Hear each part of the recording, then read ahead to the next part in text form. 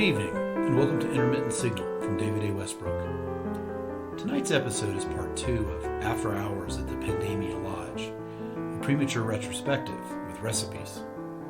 The music has been composed, performed, and produced by Vincent Perlato.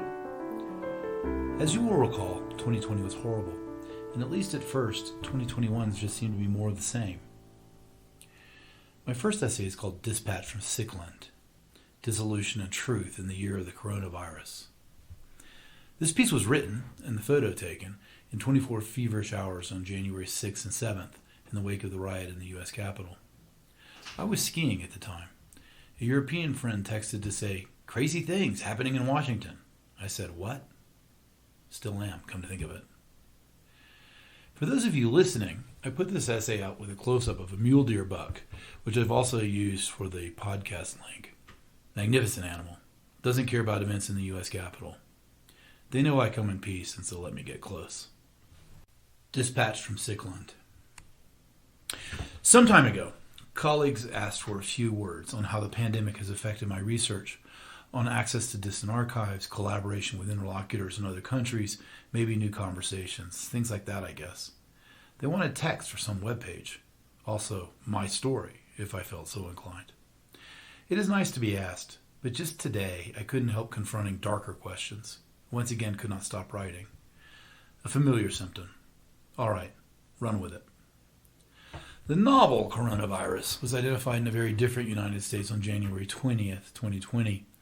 We are nearing our first anniversary with the disease. During that transformative year, COVID itself has been talked to death, to make an offensive pun, and therefore has become painfully boring, tiresome for those of us fortunate enough to be well, have healthy friends and loved ones, paying jobs, comfortable houses, and so forth. For such lucky people, complaint is embarrassing, unworthy. So many have died, so many mistakes have been made, so many have lost so much. Such sadnesses are clear, at least at first pass. Yet the limbo into which we as a nation have been cast is also very difficult, for reasons that are not clear at all. Why is it so hard to keep the spirits up, fighting spirits if nothing else? Something has been done to our subjectivity, harder to talk about than more tangible losses. I've been trying to think of another time and place that might have engendered feelings like these.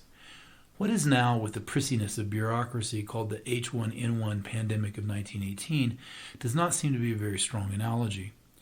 A similar disease and plenty of death, but too little sense of the weight of history revising itself and transforming even the survivors against their will, and too much under the shadow of the Great War, almost a coda to it. Perhaps the relatively early days of World War II, when the outcome was uncertain, might have felt similar, at least to some people in some places. Although my German mother tells me that life was what in hindsight seems bizarrely normal amidst the upper classes in the early years. The war was elsewhere. COVID is different. Here. As close as a face mask with its suggestion of the pillow pressed down. The disease affects our daily life in so many ways, even if one is relatively protected, and the nation appears to have gone mad under the strain, hence Sickland. The early appearance of, yet widespread failure to deliver vaccines, raising hopes and then dashing them on the rocks of incompetence, has further darkened the mood, and the death toll continues to spiral upward. Surely the vaccines will work, have to work, they simply must. Until then, however, who wants to be a late casualty, and how much longer? And what will the world look like? Pandemics, perhaps like long home wars, not one of our perennial exercise in defense from abroad, seem to be experienced in waves. At least as a writer, that has been my experience. For me, the first wave was not so bad, had its charms, as soldiers often sheepishly admit. Early on, in the spring of 2020, when we all thought it would be over soon, and before the election grew truly insane, and the nation was racked anew by its ancient curse, race, I did some work that is, in my estimation, good. I was on sabbatical and in the mountains. Quarantine is not unlike finishing a manuscript, I joked, and completed 2 books and a few smaller texts. Summer rolled round. I rested, worked on houses with neighbor friends and family, photographed flowers and moose, tried to train dogs, enjoyed now-grown children, and there were things to do, consolations that now seem short steps from dressing up like shepherdesses and shepherds. But what the hell? One must live as well as one can under the circumstances. Of course I missed international travel, restaurants, bourgeois social life generally. Who wouldn't? And perhaps we will come to remember the era we seem to have left as prior generations were called the Jazz Age. Even now, my family remains comfortably situated, still employed, the children successful, all healthy, even if some of us are very vulnerable. I do count blessings. The news got no better, and sometime during the summer, maybe not until August, something in my head began to slip. Perhaps I just reached my limits. In September, I missed my parents' birthdays. My father's 80th, they're still fine on a different mountain. Anxiety over the vulnerable members of my family began to wear, but there was nothing to be done but wait some more and compulsively read the increasingly bitter news. Bad arguments threw me into a fury. Almost all writers, regardless of position, were idiots, thoughtless, which was the root of evil, Arendt argued, so they were bastards. Mendacious bureaucrats, seizures of authority, proletarianization, and violent images filled my mind. And racists, some murderous, unfeeling citizenry, and people dying alone while we couldn't be bothered to lower a flag. The entire country seemed beset by what my wife calls COVID rage, and our circles were not immune. It became hard to stay cheerful, much less generous. Still is. It became hard to do much of anything. I should go to the gym, but not that either. We'll exercise more, eat less, drink less. Tiresome. In an essay called Miasma, I wrote about being trapped by the cloud, by the poisonous social atmosphere pathetically embodied by the forest fire smoke here in the West. I wanted to swim in the ocean. Shortly before the election, I wrote an essay called 10 Reasons Trump Resists Satire, which announced itself as an effort to clear my head, and which concluded in part, quote, "The coronavirus has, of course, simply increased our screen time. The minutes adding to hours to days spent contemplating whatever, quote, Trump, close quote, means to us. Believers in progress of whatever partisan affiliation might want to consider that for a moment. Our devices may be expensive, but our consciousness has been colonized and impoverished." Close quote. Maybe we have created an unbearable culture. And maybe the brave new human is formed largely by moralistic affiliation with, lack of forgiveness for, distress at, not people in the flesh, but at images playing across the screen, rants, tweets, statements of virtue made by neo-peasants in the digital economy, overfed, volatile, and monitored.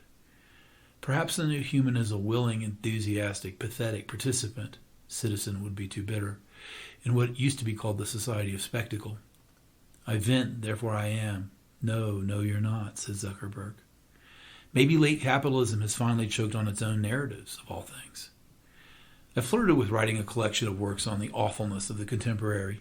Indeed, this text is derived from a fragment called Please Babysit My Guns. Said to be helpful, that is, babysitting guns, for presenting suicides among those with dark thoughts and weapons, euphemistically called lethal means, notably veterans, who don't survive what is often an impulse rather than a settled determination.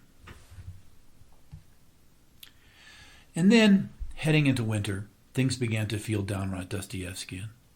Nauseous ennui has given way to a sort of frenzy. I can hardly stop working, dawn till dusk. I started reading books again, many books, and paid less attention to journalism.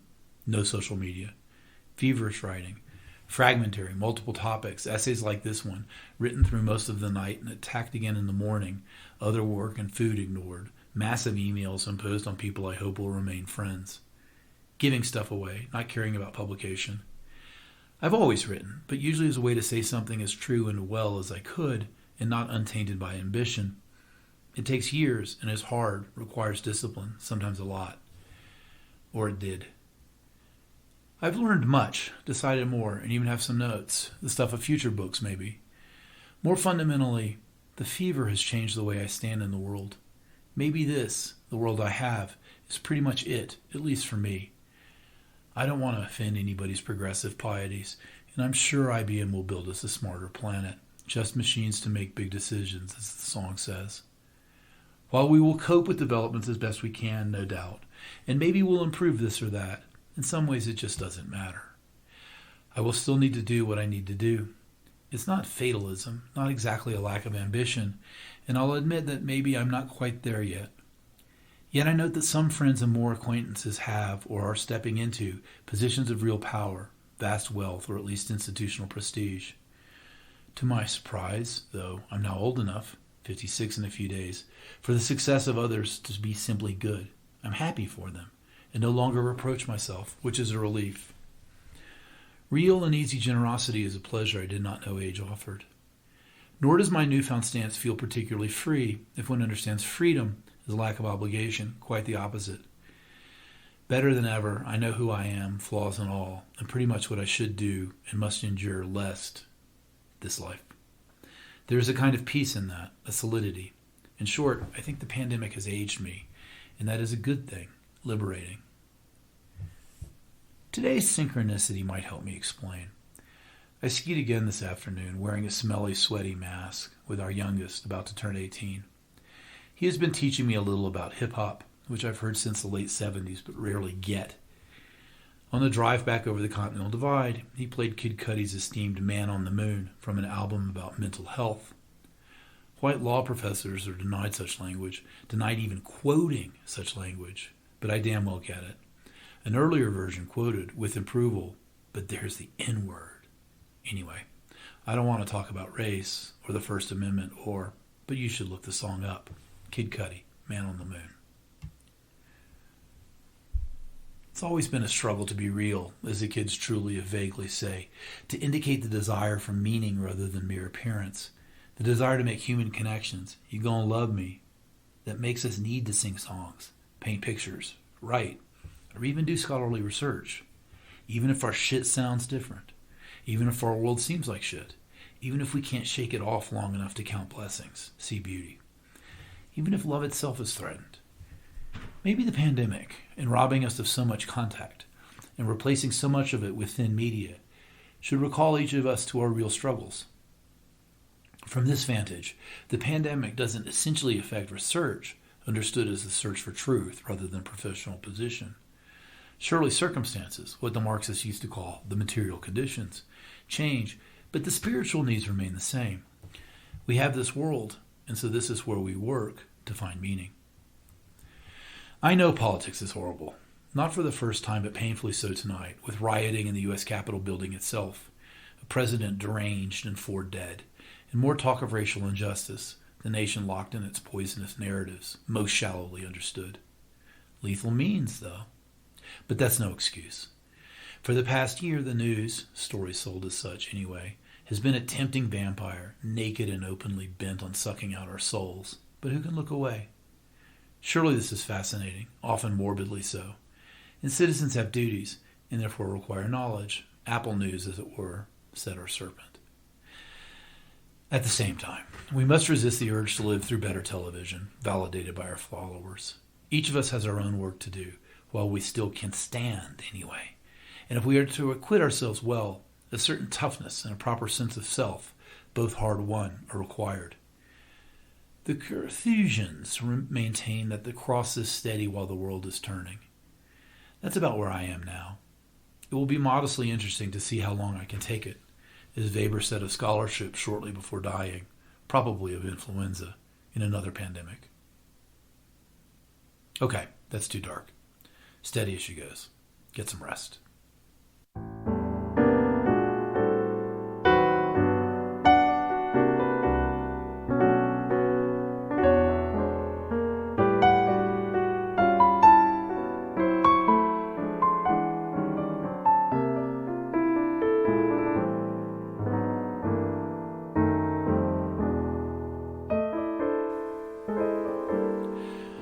Well, that's the end of that one. The year ground on. I was teaching again, via Zoom. By springtime, the vaccines had taken hold. It looked, briefly, like we were done. My family got together in August, wearing masks on flights, but we were emerging, and then we were not. The variants took hold, counterattacked, as it were. Vaccines wouldn't keep you from getting it, but maybe you wouldn't die. Masks came back, since nobody knew what asymptomatic really meant, but there weren't enough tests. Why not, by the way? The shit show returned. Largely because we don't know what to do besides repeat ourselves, to say nothing of the shameful business model of media, we decided to commemorate the riots at the Capitol. Time to rally the Dems, which gave rise to another essay. Dr. Cassandra heads to the bank. The guilty pleasures of civil war in the U.S. This morning, a buddy reposted a New York Times review of another book suggesting that the U.S. stands on the brink of civil war. The Times itself had already sent me the review, of course. Indeed, I've been inundated with annoyingly pretentious considerations of this question recently, so I responded to the posting with the text below, a sort of fresco drafted before the plaster dried. Much of the day was spent polishing and probably worsening the text, clarity paid for with effervescence.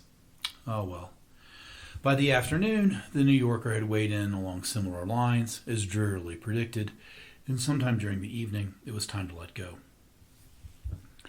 It's difficult for somebody attempting social criticism and frustrated with academic publishing not to be cynical about the breathless discussions of civil war in not quite post-Trump America. These are difficult times, granted, but so are most times. We self-dramatize a lot. Phones and social media have made things much, much worse, and not simply among the dispossessed. Indeed, the tendency of the Times and the Mandarin class generally to blame the dispossessed working classes for the nation's polarization is a little odd in light of the relatively declining fortunes of the lower rungs of the Mandarin class, as anyone struggling to pay off graduate school debt will recognize. On the other hand, at least so far, those on the lower rungs of the professional classes have confined themselves to little more than a polite, quote, socialism, close quote, scare quotes. That may change. Those really worried about civil unrest should keep eyes on young lawyers, not so much the dispossessed as the hungry, Jan Cassius. It's guys like Madison or Robespierre or Lenin who make revolutions, not some dispossessed redneck who can't get a job in the new economy and is worried about his declining status. But enough about my students. What are we to make of all the drama? Pace, comrades. I know, the Republicans, da-da-da-da-da, Trump and his minions, da-da-da-da-da. Like I said, these are hard times. For that matter, Cassandra was right about Troy, and things ended badly for her. My own relatives did not take Hitler seriously soon enough. Of course it can happen here. It has happened here. And if we have another civil war, then any literate survivors are likely to point to this or that prognostication, maybe even say the prophecies were self-fulfilling. Those things said, forces less grand are also at work. Not particularly subtle versions of "the peasants are revolting" have become memes among the mostly coastal mandarins, the email class bureaucrats like us, using the word broadly, who make our living with text, symbols, and large organizations, whether nominally public or private. The Atlantic has devoted the year to the proposition. The language is not very much. Sons of the soil, nativist, populist, deplorable, etc., etc. This is new. And one hears very similar things from other countries. This is hardly the first time a polity's elite has blamed its underlings rather than take thoughtful responsibility, well, any responsibility, for the polity's failings. And sometimes in history, the peasants do revolt, of course, and then things may go badly for our kind. I don't honestly believe that, but then again, I wouldn't until they came for me. At least we will know, as we're herded to the wall, that we aren't, quote, sons of the soil, close quote. We are better. I'm not sure why we don't simply use peasant. Squeamish editors, no doubt. Historically speaking, one must concede that there may be rot at the top. Just saying. We need not tarry long over that issue in our own case, of course. It doesn't sell books among the right sort. Besides, our current woes are obviously the peasants' fault, what with their nativist superstitions and general lack of couth. Only a misanthrope, traitor to his class, would ask, what if our modernity isn't enough? That might be a place to start real critical thought. Sadly, that would be work, which is tiresome. Nothing here Li Ji did not know. Mandarin and critic of the Mandarin class, book for burning. But there's no need to be so negative, I say. Maybe the revolution won't come, and even if it does someday, there are careers to be made while the deluge approaches. On the last day at Versailles, you can bet some courtier was still hustling. Even if we are waiting for the cake to be served, which I doubt, there's probably time to get famous, make money, mostly by telling people what they want to hear. The review my buddy passed on is of a book that is both heated and in line, the academic equivalent of winning the lottery. Does anybody wish to bet, say at 2-1, that the book won't be reviewed throughout the echo chamber? Well played indeed. As many of us can attest, intelligent books generally are in trouble, bought almost only by libraries and a few graduate students, both increasingly marginal. I'm on the editorial board of a modestly important and quite serious little magazine. It is really difficult to foster and distribute thinking, writing, read by more than a few people, and worth reading for non-professional reasons. One solution is writing for the trades and hoping for a review by the New York Times and thereby the rest. Even if you do have to pander a lot, it's good work if you can get it. So is owning a string of Panera franchises, and I like Panera, which is to suggest a far more likely doom for intellectual life in this country than peasants with pitchforks. But getting back to getting rich and famous, it helps to establish personal brand, maybe a podcast, build a following. You know the drill. Obviously, I'm being unfair by implication, probably just bitter sitting here fiddling with my sound editing software. It's possible that one or the other of these books saying much the same thing about the threat of civil war is a piece of really good work. Learned, penetrating, creative, maybe even slyly witty, and somehow drawing the attention of the folks on the deck of the Gray Lady as it sinks into Midtown. Renzo Piana's steel spars do have something naval about them, don't they? But do you believe that is the case? I am skeptical. Maybe if an interlocutor of mine actually read and personally recommended such a book, I would make time to read, foregoing something else. But the stack of books that should be read is high, my own work calls, and I strongly suspect I've seen this film and felt like the hero, well, at least better than other people, those peasants. That's important to me. I'm just so glad I'm not a beta. So, instead, I'll note that this morning's book just happens to align with the New York Times' immensely successful and confessed strategy of pursuing emotion, opinion, clicks, reader participation, lifestyle advice, video. The New York Times is too established to be called entrepreneurial, and the paper is the house organ of the Mandarin class, emphatically not speaking to the sons of the soil. But the Times shares much with the so-called ethnic entrepreneurs, that is, regular emotional stroking, phrased as thinking, demanding attention yet reassuring. Civil war, we are told, is on the horizon. You are a fine citizen just for reading this. Good thing you're not an uneducated, probably racist peasant. By the way, have you tried making sourdough from your own starter, or maybe retrofitted an old barn with solar? Translation: you are good. The war won't touch you. We weren't serious. It's a great narrative, though. Enjoy your prosperity. End translation. This is not all the paper does, but the New York Times does this often. Such messages are repeated, reinforced, and their consumption monetized. Echo, echo. And as Shoshana Zuboff argues, the echoes are directed for profit rather than understanding. It works, too. The New York Times has never been more profitable. But it's not the paper of record. As suggested, social media, including the New York Times, degrades our politics and certainly makes our politics seem worse because there is fame and money in that, for papers, for platforms, and for authors, too. In a way, this is good news, because media is not the world. It just seems that way to symbol manipulators. If one enters, say, a discount tire, or a hospital, or the DMV, or any number of other working places, maybe even a farming town inhabited by daughters and sons of the earth, the political situation looks much less bleak. Not perfect, still all too human, but people really do work together and live, play, love, suffer together.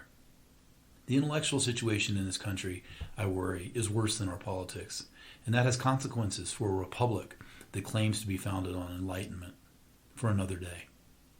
And for those on a walk or otherwise with a bit of space, it's a great time to be thinking. So, now it's spring break again. The prodigal has come home to ski. Craig and Grace are back in Spain. The masks are off, most places. We will no longer give picnics with neighbors in the road. COVID is still out there, of course. We have lost 1 million people. The Chinese are taking top-down containment and surveillance and bottom-up vulnerability to new extremes. God save their people. There's a land war in Europe. The post-war order, certainly the post-Cold War order, is being redefined. Also, climate change seems to resist the news cycle. Stubborn. Imagine. At any rate, the pandemic no longer defines the moment. Hence this retrospective, premature as it is. Recipes. I started with food, and let me end with food. It seems right to close with something not yet made, just imagined. Back in the lowlands, my wife ordered walnuts from the local grocery store for curbside pickup first thing the next morning. So COVID. No walnuts. Supply chain, as they say, over and over. Even more COVID. The kids filling grocery store baskets in the wee hours don't care about the corporate bottom line, so our order was fulfilled, as they say, by substituting far more expensive black walnuts for the same price. What luck! When I was a child, my grandparents would go into the hills of North Georgia to gather black walnuts, which they dried in the basement. The husks stained the floor. My grandparents had a special cracker, it looked like cast iron, for the stony nuts. Picking the meat out was laborious, but the flavor is intense, incredible. My grandmother made a sort of butter cookie, suffused with black walnut. So now I have, thanks to COVID, a wealth of black walnuts and a memory of long ago. I'm thinking ice cream and possibilities. One of the great things about cooking is that it presents the mind with so many puzzles, each of which has so many solutions. How might this work together with that? Would that be good? Would this friend, that family member, like it? Okay, so we're talking about ice cream. Not a whole lot more complicated than a souffle, just different. 3 basic components and a problem. The components are dairy, sugar, flavor. The problem is that frozen things tend to be hard and hurt your teeth. So the task is to make a frozen dessert that is firm, frozen, not liquid, but not too hard. Consider, by way of example, shaved ice, or the bastardized version, a snow cone, or the fancy version, granita. The ice is hard, but is shaved so fine that it isn't a problem. But those are flavored ices made easy to eat by mechanical means. They aren't ice creams, and so don't really undertake the task of freezing to just the right texture to be fun for a human. So how can we keep ice cream from getting too hard? One answer is suggested by the word ice cream itself. Churning the cream as it freezes beats air into the dessert, and fat does not set as hard as water does. So a tub of ice cream is nowhere near as hard as a block of ice. Churning cream is the solution to most all-natural ice creams. But there is a limiting factor. If you use too much fat or over-churn, whipped cream turns into butter, and frozen butter is not that great. So whipping freezing cream keeps the dessert from being a block of ice, but is not a perfect solution. Most premium ice creams tend to get too hard, and you might have to leave them out before serving, even pop them into a microwave. It's awkward. The vast majority of commercial ice cream is intended to be eaten immediately, mixed, or put on a kid's birthday cake, whatever. Such ice creams use something to make the product, quote, creamy, close quote, as the marketing folks say, meaning not too hard. Gelatin, gum, emulsifiers. This often helps the texture up front, but it gums up the mouth. Not good. A better solution is egg, which tends to inhibit hard freezing even as it holds things together. Eggs are a mystery, maybe the mystery, in the kitchen. So you might make a custard or even a gelato. Have you ever noticed gelato on the sidewalks of New York or open-air joints in Italy? No way those freezers are keeping things seriously cold. They don't have to. The egg does a lot of the work. And what might make a black walnut gelato, of course? A third answer is alcohol, nature's antifreeze, paradigmatically rum raisin. The trick is to use enough booze to get the texture you want. Too little, and the ice cream is too hard. Too much, and it won't freeze. Three bears. I leave it to you. About cream.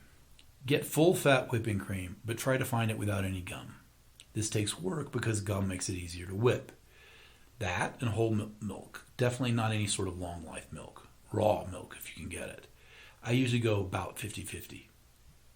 Coming back to the black walnuts, though, I'm thinking this might be a little heavier on the cream. Let's say 60-40.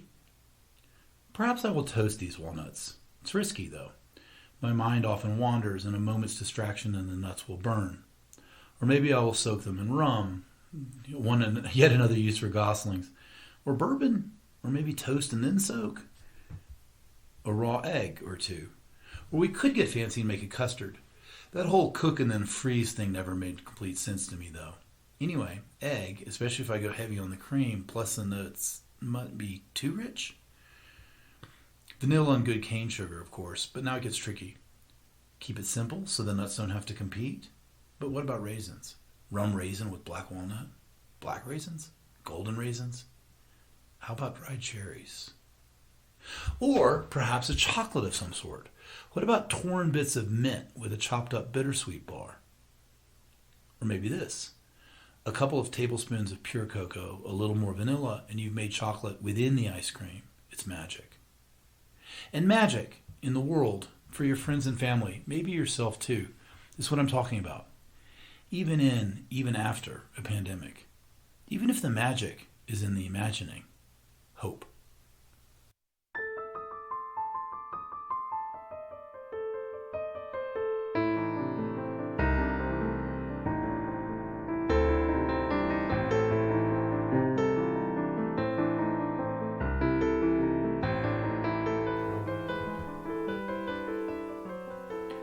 This has been part 2 of After Hours at the Pandemia Lodge, a premature retrospective with recipes on intermittent signal from David A. Westbrook.